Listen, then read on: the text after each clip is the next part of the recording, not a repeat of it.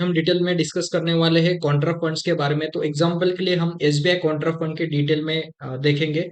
सबसे important, SBI मतलब Contra fund क्या होता है, किसको कॉन्ट्रा फंड में इन्वेस्टमेंट करना चाहिए, कॉन्ट्रा फंड में इन्वेस्टमेंट करने के क्या बेनिफिट्स होते हैं, पूरा डिटेल फंडामेंटल्स आज हम देखने वाले हैं। तो इमीडिएटली स्क्रीन के ऊपर चलते हैं। तो एग्जांपल के लिए मैंने एसबीआई कॉन्ट्रा फंड का एग्जांपल लिया है। एसबीआई कॉन्ट्रा फंड फंड का नाम है। अभी कॉन्ट्रा फंड का मीनिंग मैं आपको पहले स्टार्टिंग में बताता हूँ। कॉन्ट्रा फंड्स मतलब क्या, जो फंड अपॉर्चुनिस्टिक वे से मार्केट में इन्वेस्टमेंट करते हैं उसे हम कहते हैं कॉन्ट्रा फंड। अभी अपॉर्चुनिस्टिक मतलब क्या, कि मान लो कोई भी कंपनी अभी फंडामेंटल या थोड़ा बहुत कंपनी में अच्छा नहीं चल रहा, उसके वजह से उसका वैल्यूएशन डाउन। बट अभी वो कंपनी थोड़े दिन, 4 महीने बाद, 5 महीने बाद, 1 साल बाद अच्छा करेगा। तो ये कॉन्ट्रा फंड वाले क्या करते हैं, वो खराब कंपनी में पहले ही इन्वेस्टमेंट करके रखते हैं। सिंपल एग्जांपल मैं देता हूँ आपको। आपने सुजलॉन का एग्जांपल पढ़ा होगा। तो सुजलॉन के केस में ये कॉन्ट्रा फंड्स ने सुजलॉन का जब डेट रीपेमेंट हुआ, उसके पहले ही कॉन्ट्रा फंड्स ने सुजलॉन में इन्वेस्टमेंट करके रखा था। बहुत ऐसे कंपनीज होती है कि जिसकी करंट फाइनेंशियल कंडीशन या करंट जो फंडामेंटल कंडीशन है वो अच्छी नहीं है, बट फ्यूचर में जाके उनका कंडीशन अच्छी हो सकते हैं।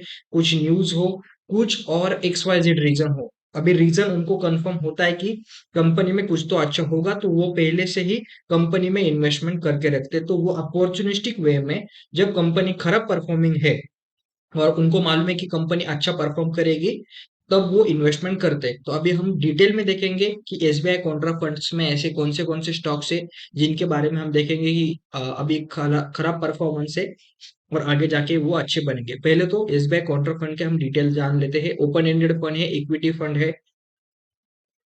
स्टार्टिंग उसकी 1999 में हुआ था। अभी फिलहाल एसबीआई कॉन्ट्रा फंड को 25 इयर्स का कंप्लीशन हुआ है। उसका एसेट अंडर मैनेजमेंट मतलब ये जो फंड है उसके पास टोटल मनी 34,366 करोड़ है। लगभग लगभग 34,500, मतलब उतना फंड है, आपको ध्यान में रखना चाहिए। अब हम रिटर्न्स के बारे में देखेंगे। ये एनएवी का चार्ट, एनएवी का चार्ट नहीं देखा तो भी चलेगा आपको। हम अभी फंड का ओवरव्यू, मिस्टर दिनेश बालचंद्रन, ये आपके फंड मैनेजर है। Mister Pradeep Kesavan fund manager है। पोर्टफोलियो का ब्रेकअप ब्रेकअप हम देखेंगे। टॉप के होल्डिंग है HDFC bank, Kotak Mahindra bank, GAIL, state bank of India, cash and cash equivalent, Whirlpool of India. ठीक है। उसके बाद आते हैं सेक्टर एलोकेशन में, financial services sector, oil gas, consumable fuels, health care, information IT, derivative, sovereign funds. अभी उसके बाद आते हैं, अभी हम व्यू ऑल फंड्स को देखेंगे, होल्डिंग को देखेंगे। अभी आपके मन में एक क्वेश्चन आया होगा कि एचडीएफसी बैंक में ऐसा क्या है कि एचडीएफसी बैंक में अभी इन्वेस्टमेंट करना चाहिए, आगे जाके उसका कुछ न्यूज आने वाला है। ऐसा नहीं रहता। बहुत सारे जो मिड कैप सेक्टर के जो फंड्स रहते हैं या फिर हाइब्रिड फंड्स रहते हैं, वो सेफ्टी के लिए लार्ज कैप स्टॉक्स में इन्वेस्टमेंट करते हैं। अगर आपके फंड का कोई भी लार्ज कैप स्टॉक्स में इन्वेस्टमेंट नहीं है, तो आपको वो सोचने की जरूरत है, क्योंकि जब मार्केट गिरता है तब large cap funds act as a shield. ये हमेशा मैं कहता हूँ। तो अगर आप स्टार्टिंग में देखोगे, तो स्टार्टिंग में आपको लार्ज कैप के स्टॉक्स देखते हैं। लगभग लगभग 10 to 15% आपका लार्ज कैप का प्रोपोर्शन होना चाहिए। अल्दो आपकी स्कीम मिड कैप हो, स्मॉल कैप हो, कोई भी हो। उसके बाद हम स्टॉक्स देखते हैं। आपका इंडस टावर है, जो कॉन्ट्रा फंड ने इन्वेस्टमेंट किया है। आईटीसी है, लगभग 2%। इंडस टावर में 2.28%। उसके बाद ओएनजीसी कॉर्पोरेशन है, आईसीआईसीआई बैंक है। ठीक है। अभी हम, हाँ, यहाँ से स्क्रॉल करते हैं। उसके बाद आते हैं एक्सिस बैंक है, कॉग्निजेंट टेक्नोलॉजी है, बायोकॉन है, टाटा स्टील है, पेट्रोनेट है, टोरंट पावर है, महिंद्रा एंड महिंद्रा है। आपको ये ध्यान में रखना चाहिए। टेक महिंद्रा है। जब हम नीचे जाते हैं, गवर्नमेंट जो गवर्नमेंट सिक्योरिटीज है, आरबीआई के जो सिक्योरिटीज है, उनमें भी उनका इन्वेस्टमेंट है। ये भी आपको ध्यान में रखना चाहिए। मतलब 100% इक्विटी स्कीम नहीं है ये स्कीम हाइब्रिड स्कीम है। ठीक है। डाबर इंडिया में इन्वेस्टमेंट है। ICICI Prudential life insurance company में इन्वेस्टमेंट है। सिप्ला में है, अल्केम में है। अभी हम आपका फंड का परफॉर्मेंस देखने वाले। फंड का परफॉर्मेंस हम अभी डिटेल में देखने वाले हैं। 1 साल का रिटर्न आपके फंड्स ने दिया है। फंड में एसबीआई कॉन्ट्रा फंड ने 44.83% का रिटर्न दिया है। 1 साल का नहीं देखना चाहिए। 3 साल का 27.66% दिया है। बेंचमार्क ने, बीएसई 500 बेंचमार्क है, बेंचमार्क ने लगभग 18% का रिटर्न दिया है। उसके अगेंस्ट 27% का फंड ने आपको रिटर्न दिया है। 5 सालों का अगर आप रिटर्न देखें तो 26% का 5 सालों में रिटर्न दिया है। 3 साल का भी रिटर्न नहीं देखना चाहिए, क्योंकि 3 सालों में बहुत अच्छा परफॉर्मेंस हुआ था। 5 सालों में आपका कोरोना भी आता है 3 सालों का। जो CAGR है वो 26% है, मतलब वन ऑफ द बेस्ट आपको रिटर्न मिला है। ठीक है।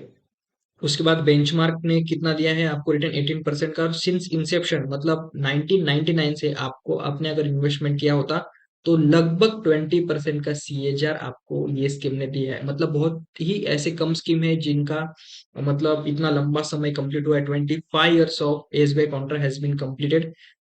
तब से अगर देखें तो जो आपका इंडेक्स है, बेंचमार्क इंडेक्स है, उसने आपको लगभग 16% का रिटर्न दिया है, और लगभग 20% की रिटर्न आपको SBI कॉन्ट्रा फंड ने आपको दी है। ये चीज आपको ध्यान में रखनी चाहिए। अगर फंड का डाटा हमें मिलता है तो ठीक है, डाटा की भी कोई जरूरत है नहीं, परफॉर्मेंस हमने देखा। ठीक है। अभी मैं आपको थोड़ी इंफॉर्मेशन इसके बारे में देता हूँ कि क्या है, क्यों इन्वेस्टमेंट करना चाहिए। ठीक है। अभी SBI कॉन्ट्रा फंड या फिर कॉन्ट्रा फंड का मैंने जैसे स्टार्टिंग में ऑब्जेक्टिव बताया कि ऑब्जेक्टिव बहुत ही सिंपल रहता है। जो कंपनी अभी अंडर परफॉर्मिंग है, कुछ भी रीजन हो सकता है, फाइनेंशियल, फंडामेंटल, ओनर चोर है, डेट लिया है, कुछ भी हो सकता है, बट कंपनी में पोटेंशियल है, कंपनी मार्केट लीडर है, मार्केट में उसका शेयर है। ठीक है। कंपनी में पोटेंशियल है बट कुछ तो रीजन की वजह से अभी खराब परफॉर्मेंस चल रहा है, तभी ये कॉन्ट्रा फंड्स उसमें इन्वेस्टमेंट करते हैं। और जब भी कंपनी का अच्छा समय आता है तब कंपनी में हमें मैसिव रिटर्न्स मिलते हैं। ये SBI कॉन्ट्रा फंड या कॉन्ट्रा फंड का ऑब्जेक्टिव होता है। तो अगर आपका होराइजन अगर लंबा है, 3 साल है, 5 साल है, 10 साल है, क्योंकि ये फंड को ही 25 years कंप्लीट हुए, तो 3 साल 5 साल अगर मिनिमम है आपका, तभी आपको कॉन्ट्रा फंड में इन्वेस्टमेंट करना चाहिए। या फिर या अगर छोटा होराइजन है, 1 साल, 2 साल, 3 साल, नहीं करना चाहिए। 3 years प्लस आपका इन्वेस्टमेंट होराइजन होना चाहिए, एकदम स्ट्रेट फॉरवर्ड। उसके बाद आते हैं SBI कॉन्ट्रा फंड के हम अभी इन्वेस्टमेंट देखेंगे। ये फैक्ट शीट है, ये फैक्ट शीट आपको SBI कॉन्ट्रा फंड की वेबसाइट पर ही मिलती है। जो फैक्ट शीट रहती है उसमें ऑफिशियल डाटा आपको प्रोवाइडेड रहता है इन्वेस्टमेंट के लिए, जो कॉन्ट्रा फंड या स्कीम आपके रेगुलेटरी अथॉरिटीज को प्रोवाइड करते हैं। उसमें हम स्टार्टिंग से देखेंगे, थोड़ा जूम करता हूँ मैं। HDFC बैंक में इन्वेस्टमेंट है, स्टेट बैंक है, सेकंड गेल है, यहाँ पर आपको परसेंटेज देखना है।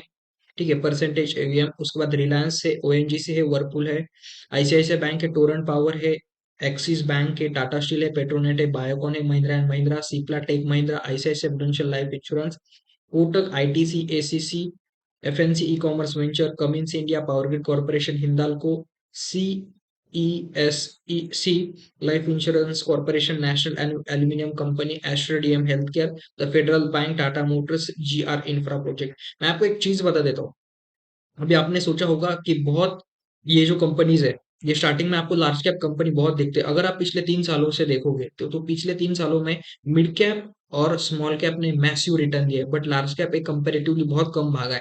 तो आने वाला समय लार्ज कैप का होगा। आपने फिलहाल ही इंसिडेंस देखा होगा कि HDFC बैंक एक ही दिन में 10-12% भागा था। तो ये ध्यान में रखना कि हमेशा ये नहीं सोचना कि अगर लार्ज कैप स्टॉक्स में इन्वेस्टेड है तो हमें कम रिटर्न मिलेगा, ऐसा बिल्कुल नहीं होता। सेक्टर रोटेशन बहुत इंपॉर्टेंट चीज है, और इसी तरीके से उन्होंने इन्वेस्टमेंट किया।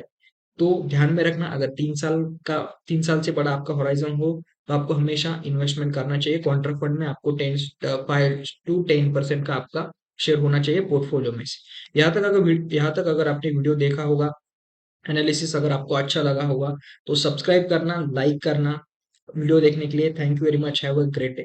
Thank you very much.